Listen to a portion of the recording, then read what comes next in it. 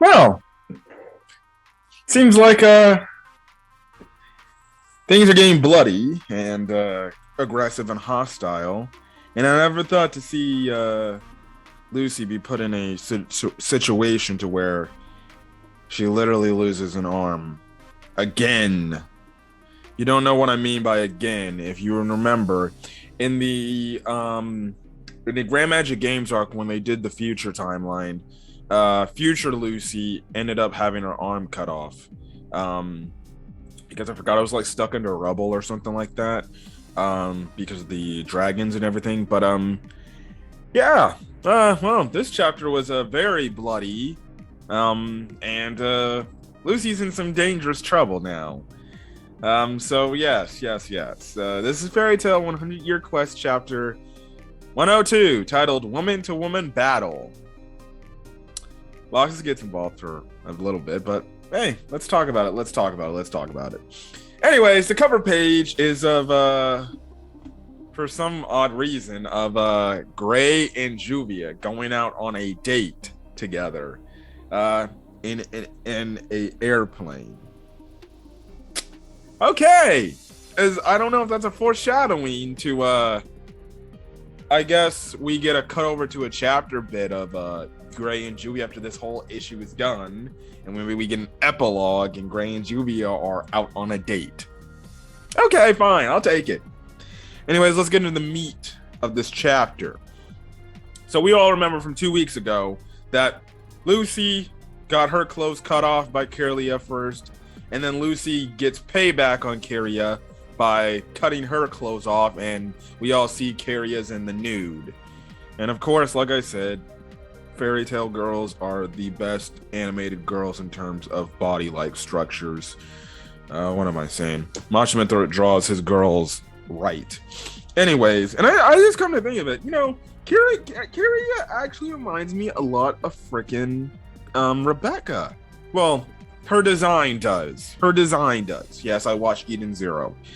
Anyways, yeah, we have that whole thing where Kiria's pissed off at Lucy saying, "You little bitch," and stuff like that, while Lucy's just like, ha, ha, ha, ha. Stuff like that. So Lucy kind of brags. She's like, "Oh, seems like you can't fight anymore since you're in your birthday suit and you're butt-ass naked. So listen, we don't have to fight anymore. Let's call it even. A spade's a spade." And everything. And she even goes on like, "Look, if you just admit you lose, I'll lend you some of my clothes, man. You know, I got your back and everything." And Kiria obviously is like, "Man, screw that. I don't care. I have to fight naked. We're women. Nobody's watching us right here, so I don't care. I'm gonna continue to fight you." And I'm like, "Oh, we're gonna get a whole chapter where Kiria is fighting like naked? Sign me up." Okay, fine, sure, do it. It goes to show that Kiria really, truly, as a character, doesn't care what situation she's put into. If she's fighting in her birthday suit, she's fighting in her birthday suit. And she could care less. And I'm literally just reading chat. I'm like, there's no way she's gonna be fighting like this. And I'm like, and when you see the next panel of her charging in, I'm like, oh, she really is gonna be fighting like this. And stuff like that. And this even shocks Lucy. She's like, "Wait, you're really doing this right now?" But then all of a sudden, that's when we cut over to Loxus, and Loxus is actually watching this. And he's right there, and Lucy and Kiria see this, and he's just like,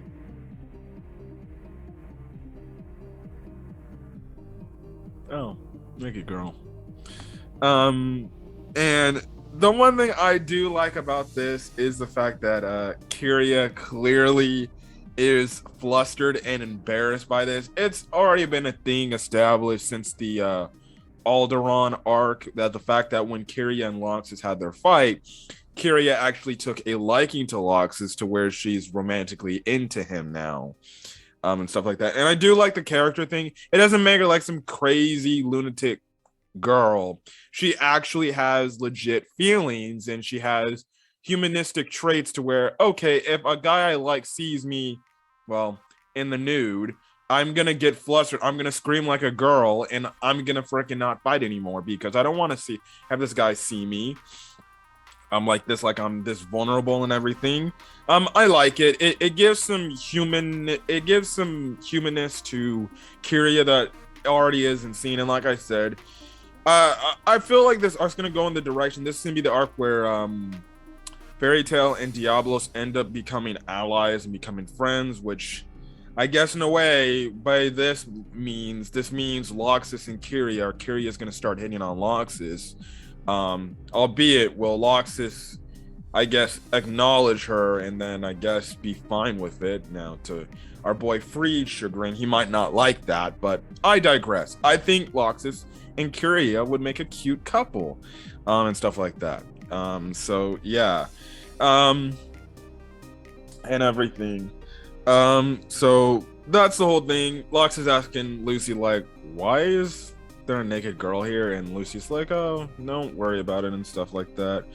I should have figured you would showed up, and stuff like that. Lucy ends up saying she does feel a little bit bad for what's going on because obviously you see it to where Kiria is kind of in a state of where she can't fight, or because she's very embarrassed in front of the guys she likes. Again, I like that whole humanistic trait, even though she is a crazy lunatic at points in time and she gives that impression off. She still is at the heart a regular person, a girl that has feelings like other girls if they see their guy, as they see a guy they like. They don't want to embarrass themselves, and stuff like that. So yeah, but Lox is obviously doing the great gentlemanly thing and the great guy thing. Gives Kiria his robe and he's essentially just here, put this on and cover yourself up. You know, I don't want to see you like that, even if you are the enemy, and stuff like that. And there is a panel where she looks up at them with a pretty detailed romantic gaze, and I'm like, oh yeah, she's into this guy, of course. Now she does end up controlling him later on, but again, like I said, I think when Fairy Tail and Diablos end up just being like, you know what, let's let bygones be bygones. This was Celine that agitated all of this anyways and stuff like that. So let's be cool, and stuff like that. I definitely could see it to where if they have Diablos show up at the Fairy Tail Guild, Kiria is going to be all over Loxus. Just stuff like that. And all the Fairy Tail members will be like, wait, Loxus has a girlfriend?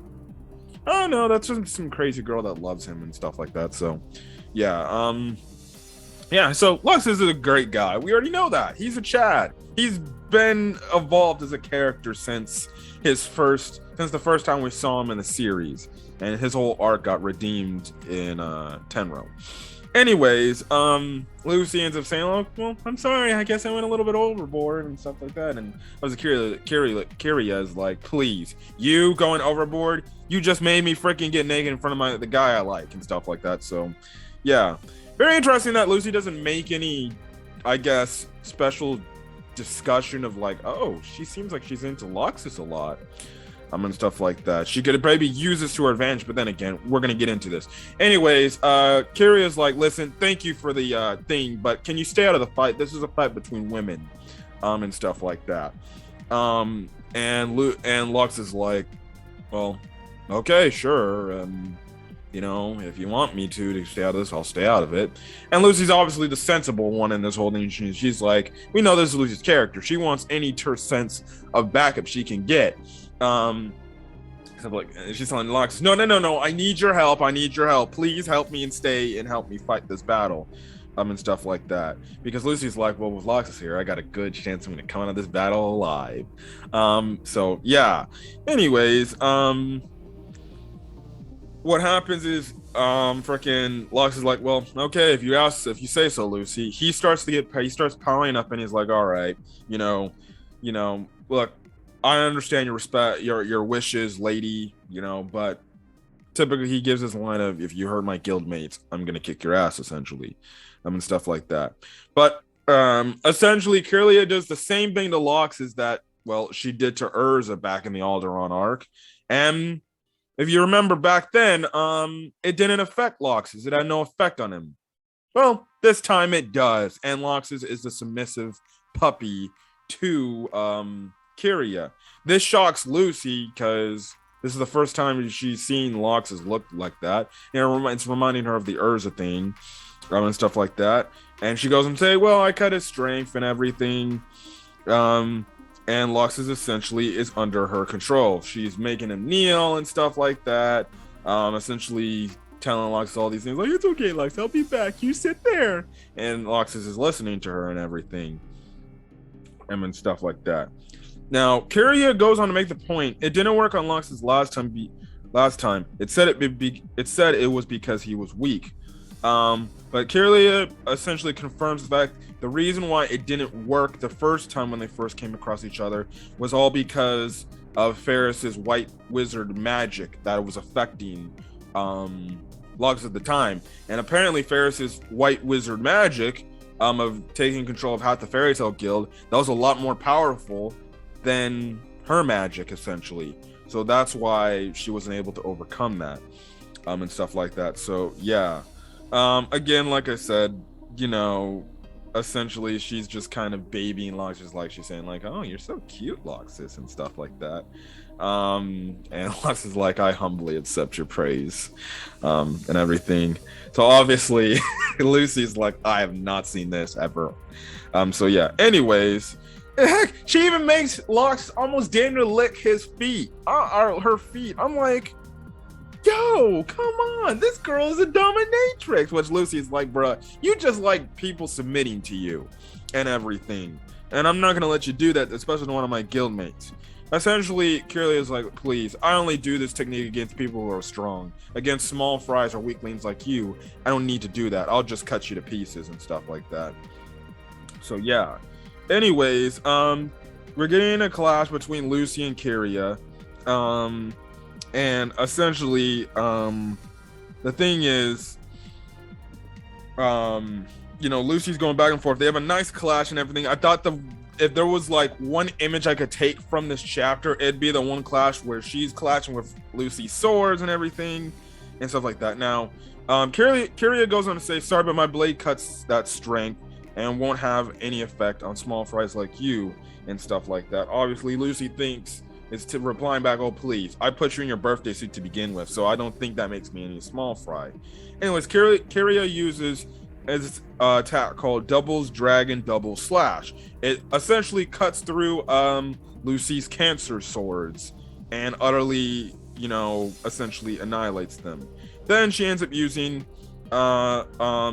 this kick. It kicks Lucy back, and then Kiria ends up using Blade Dragon's rending slash.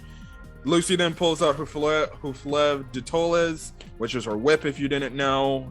At this point you should know. But Kiria just cuts right through that in half. It cuts in half. In the meantime, it also cuts Lucy right through her chest. Yes. For everybody that's hoping that Lucy doesn't get cut too bad, we'll get to that in a quick second. Stuff like that. So it puts Lucy back on the ground, very bloodied and everything and stuff like that. So this is Kiria is obviously like happy about this, and Lucy's utterly shocked. Now Lucy goes on to say, I wasn't prepared for her, but she's so strong. I have to use skills on her level if I want to win. She ends up doing a star dress combination between Virgo and Leo, and she does a Virgo Leo form. I don't remember if we've seen this form before. If we have, please remind me in the comment section. I don't typically go back and reread chapters. I just read these chapters, and whatever I can remember from the past few chapters, then I can remember it. But it's like, I do like her Leo X Virgo form. It looks very good, if you can know what I mean. But anyways, Lucy ends up doing this move of Light of Regulus, Brilliance of Spica, and she ends up using the move Leon Maiden. But Kiria comes in and she says, listen, my blade cuts all sorts of magic apart. And Kiria used this move called Blade Dragon's Overlord Sword. Cuts it essentially, is, I guess you can say, a projectile attack, cut away, like, I guess you can say a air pressurized slash attack. This catches Lucy off guard. Kiria is obviously giving the crazy face like, die, bit. And Lucy's shocked, gets hit, and the chapter ends off with Lucy getting all sorts of cut off. The part of her chest, like I think this side of her chest is all cut off. It's just gushing blood. And then in the same panel, we see her arm right there. Now, I actually watched somebody else's review. I haven't finished it. I watched Rax's review. I haven't seen it. I still have to finish that video. But I looked in the comment section. I didn't pick this up the first time. Good thing I saw this in the comment section. Otherwise, you guys would have been, hey, Cam, Lucy got her arm cut off, man. You forgot to mention that. But as I'm going to say, we see in the same panel, Lucy Ann's arm is actually there. And apparently it seems like it's cut off. Now, we don't know. This could be a bait and switch type of thing, because in the background, we see her shoulder, and we see like the one clothed area of her shoulder. Her arm in that panel is like in the way, looks, you know, the way her arm, because that's the same arm where her shoulder's on, that's her right arm, which has the fairy tale guild mark and everything on it. What is it? Let me check again. It's her right arm. What I say is this could be a bait and switch, is, you know, the arm's essentially blocking the whole view of her shoulder. So when we cut back 2 weeks from now in chapter 103, her arm cannot be cut off. It just gives the impression that her arm potentially is cut off. Now, maybe it is cut off because the blood is there, but again, that could be just a bait and switch to make you think like, oh, but who knows? Maybe it is, maybe it isn't. I don't know. If you're wondering how is Lucy going to get her arm back on, because I don't know. I feel like they'll find some way to reattach Lucy's arm if it is cut off, and everything. Some people may hate that. Some people might, you know, be fine with it. You know, it's the whole thing. Listen, but if they surprisingly leave this whole thing shocked and they're like, Lucy's arm is cut off and we're going to keep it cut off, we'll talk about consequences coming out of this damn battle. You already got my girl Urza losing her hair. She pissed off about that thanks to Misaki. Now, freaking Lucy loses a damn arm? Holy crap. Listen, I highly doubt Lucy's going to lose her arm permanently. You know, it's not going to probably be like an Urza situation where her hair is going to be, well, actually, I just remembered. Fuck! Urza's going to get her hair back because then I just remembered. Because I remembered from the Tartarus arc, Wendy had the same bobbed haircut. Urza got her hair cut, but then Cancer came and fixed her hair and made it long with extensions again. I just realized Lucy probably just, after this arc is done, Lucy will probably do the same thing to Urza and give Urza back her long hair. Damn it, man! I would have been cool with the Urza hair change. Honestly, I think it makes Urza look pretty cute with the short hair, but I just remembered that. Well, I guess that ties in. I guess that fixes all my problems, and stuff like that. But,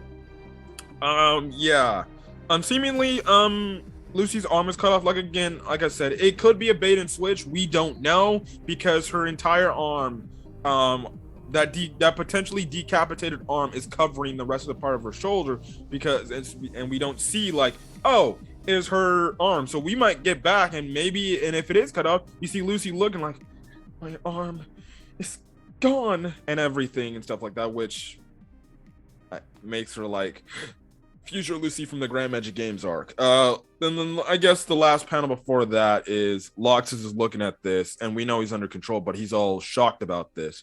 Does this mean will Loxus actually get some semblance of himself and maybe fight back against Kirlia's control and get back in the fight and help Lucy? I feel like that's where it could potentially be going. Maybe this is like the first traces of somebody overpowering Kirlia's power of essentially control and everything when she cuts your strength and stuff like that. So we'll see. But Lucy's in a bad, and I mean bad position. Because yeah, she's essentially getting freaking cut up, getting screwed over. And it's gonna be very interesting to see where this fight is gonna go. Now, I don't know if we're gonna get the climax of this fight next chapter, but yeah. Also, it was pretty damn hard to find this chapter. I know there's like some sort of lawsuit going on where Japan's like striking down these websites that are uploading these, different mangas and stuff kind of illegally and pirating these things. But man, was it hard to find these chapters. I tried to go to Sorcerer Weekly. Apparently Sorcerer Weekly went down again, and stuff like that. I tried to go to all these other places. It's like, Jesus, I had to scrape the bare minimum just to find this chapter. Hopefully that doesn't mean it's foreshadowing that it's going to be harder to have access to these chapters, because if that's the case, then that's going to freaking blow. And stuff like that. If you're wondering, do I have a guy or a person that can send me these chapters? No, I don't. I literally go up, look it on Google, and like, okay, Fairy Tail 100 Quest chapter 102. And I barely see anything right then and there. And I'm like, oh, good God. But anyways, I got to see the chapter. I'm about to bring it up, and I'm hopefully got. Anyways, if you guys like the video, leave a like. Put in the comment section your thoughts on this week's manga chapter for Fairy Tail 100-Year Quest. Do you think Lucy got her arm cut off? Or do you think this is a potential bait and switch? Also, what's going to happen? Do you think Lucy will be able to break away of Kiria's control in an effort to save Lucy? Honestly, I could see that coming, but I feel like if they do it in a way where Loxus stuns Kiria and catches her off guard and Lucy gets the finishing blow, I'm cool with that. It doesn't make it to where Loxus gets the complete 100% W. It's a winning battle between two characters. Also, too, do you think if Diablos and Fairy Tail essentially coexist and become friends, do you see Loxus hooking up with Kiria? Could be. Anyways, hit that subscribe button. You want to get more Fairy Tail 100-Year Quest content and stuff like that, as well as anything I upload to the channel. But other than that, guys, I'm gonna get out of here. Hopefully you guys have a great rest of your day, and hopefully you guys are staying safe out there. And I mean, especially with everything that's going on the other side of the world. If you guys don't know, hopefully those people in the Ukraine are safe. And yeah, that's some very tenuous stuff over there, and hopefully things don't get worse from that situation. That's the only thing we can do is hope and pray for those people to still be a-okay. Anyways, I don't want to speak too much on that, but other than that, I'm gonna get out of here. Hopefully you guys have a great rest of your day or whenever you're checking out this video. Until then, guys, I'll see you guys later. Peace.